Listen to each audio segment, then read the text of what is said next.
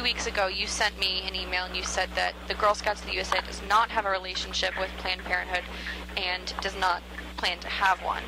That's correct.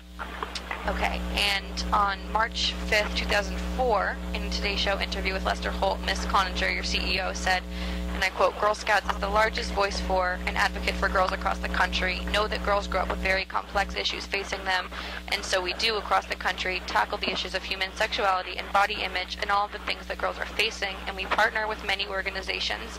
We have relationships with our church communities, with YWCAs, and with Planned Parenthood organizations across the country to bring information-based sex education programs to girls." So Ms. Cloninger seems to be very clearly stating that Girl Scouts USA does have relationships with Planned Parenthood organizations across the country. When it comes to areas, when it comes to sexual education and health education for girls, if a troop chooses to do some sort of activity along those lines, it requires parental consent for each kind of session, and it has to come about through the families of the girls.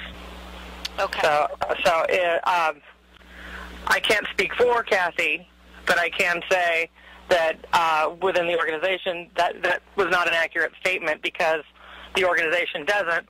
But again, there has to be clarification that local councils are free to partner with whomever they choose. So the local levels may have relationships with Planned Parenthood? That's correct, should they choose to. And are these local chapters not connected or part of the greater? It's a federated organization, so it's a national organization, and then each 501(c), it's called a 501. Let me just not use that particular line, but in this structure, it's the national organization, and we charter our local councils, and there are rules within the charter, but they are free to partner with any community partner that fills their needs. And then we can just deduce that Ms. Cloninger misspoke during the interview given on March 5th, 2004. I would say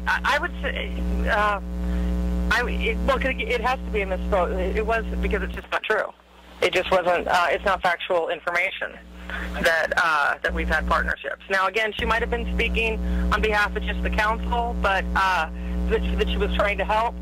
But it's misinformation that has been out there a little too long. Is that the statement is the bottom line is that the national organization hasn't had these partnerships. And so what was said in that interview was not factually correct on a national level.